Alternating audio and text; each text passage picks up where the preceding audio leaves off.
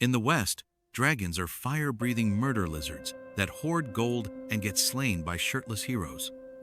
In China, the dragon is divine, and it brings the rain, not the apocalypse. And in Chinese, it's pronounced Loong, not dragon. Different creature, different culture, completely different vibe. Let's rewind to ancient China, a civilization built on farming. No rain, no food. Too much rain, still no food. So yeah, tracking the weather was survival. But they didn't have weather apps. They had the sky. Thousands of years ago, Chinese astronomers divided the heavens into constellations, and one group stood out: 7 stars in the east, forming what looked like a sinuous creature, the azure dragon of the east. This dragon rose in spring and disappeared in autumn. Coincidentally, or so they thought, rainfall followed its movements. So they connected the dots, literally and spiritually. Suddenly, this cosmic sky beast wasn't just a group of stars. It became a god, a symbol of seasonal change, rainfall, and agricultural fortune. And in a society where everything depended on crops, that dragon wasn't just worshipped, it was depended on. Because if the dragon didn't rise in spring, your rice wouldn't either. But what does the Chinese dragon, or Loong, actually look like? Well, it's complicated. It has antlers like a deer, a head like a camel, eyes like a rabbit, a neck like a snake, a belly like a frog, scales like a fish, claws like an eagle, paws like a tiger, and ears like an ox. Also, sometimes it has wings, sometimes it doesn't. Doesn't matter. It still flies. Basically, Loong is 9 animals pretending to be one and somehow pulling it off. It's not supposed to make sense. It's supposed to impress the gods and terrify the weather. The Chinese dragon, Loong, isn't just a mythological creature. It's an ancient power combo with more functions than your overpriced smartphone. According to ancient Chinese beliefs, it comes with 8 core abilities. First, it loves water. Rain, rivers, clouds. Loong rules them all. Why? Because ancient China was an agricultural society.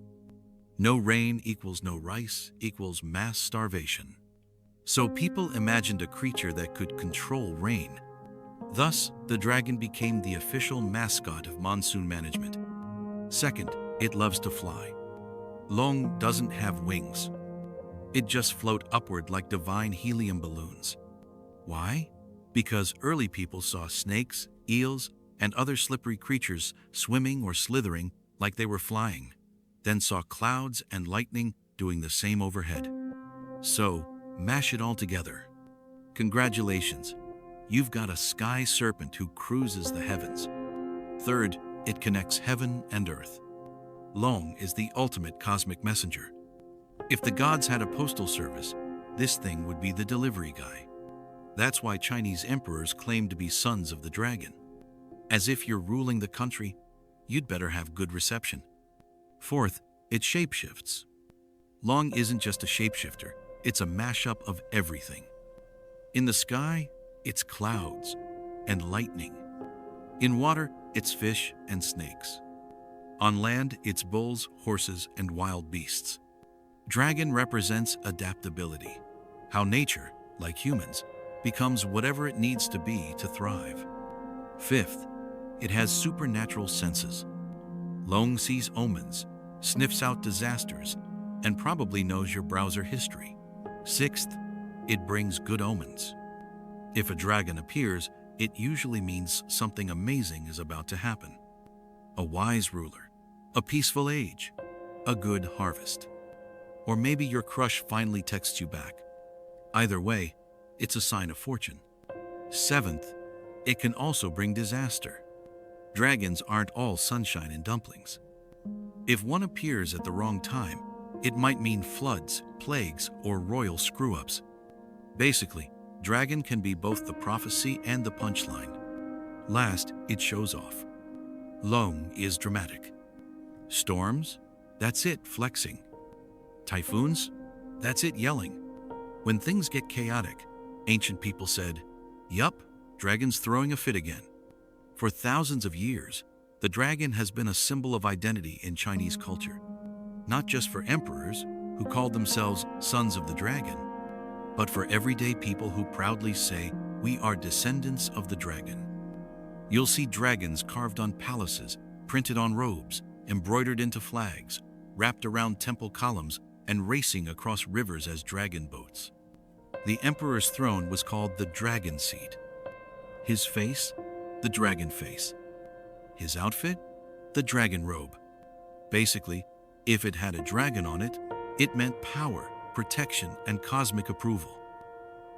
In later dynasties, people came up with the idea that Loong had 9 sons, each born from a different animal mother, and each with a very specific niche. Now, let's meet them. First, Qiuniu. His mother was a cow. Qiuniu is quiet and gentle, and he absolutely loves music. You'll find his image on traditional Chinese instruments, right at the head of the stringed ones. He's the chill one of the family. Second, Yazi. His mom was a wild, wolf-like creature. Yazi is fierce, bloodthirsty, and lives for violence. That's why he's carved onto sword hilts and daggers to make your weapons look extra terrifying. Third, Qiaofeng. His mother was a bird. Qiaofeng loves danger and high places. He usually ends up on rooftops, staring into the distance like a dragon-shaped gargoyle. Fourth, Pulao. His mom was a toad. Pulao is small but loud, and he screams whenever he sees a whale. That scream became the model for temple bells, where his little figure still sits on top. Fifth, Suani. His mother was a lion. Suani likes incense and long naps. That's why he's always seen lounging on incense burners, looking way too proud of himself. Sixth, Bixi. His mom was a giant turtle. Bixi is strong and unlucky. He got stuck carrying stone tablets for eternity. You can still see him under giant steles in Chinese temples, silently suffering. Seventh, Bian. His mother was a tiger. Bian is all about justice. He guards prisons and courthouses with a stare that says, "Don't even think about it." Eighth, Fuxi. His mom was another dragon.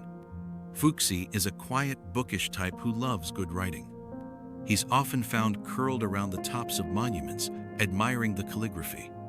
Ninth, Qiwen. His mother was a fish. Qiwen is obsessed with watching the horizon and swallowing fire.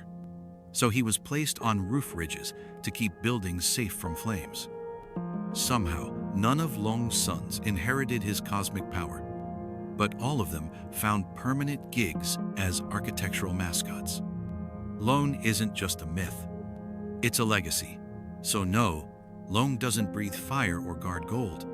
It shapes weather, defines culture, and somehow raised 9 decorative weirdos.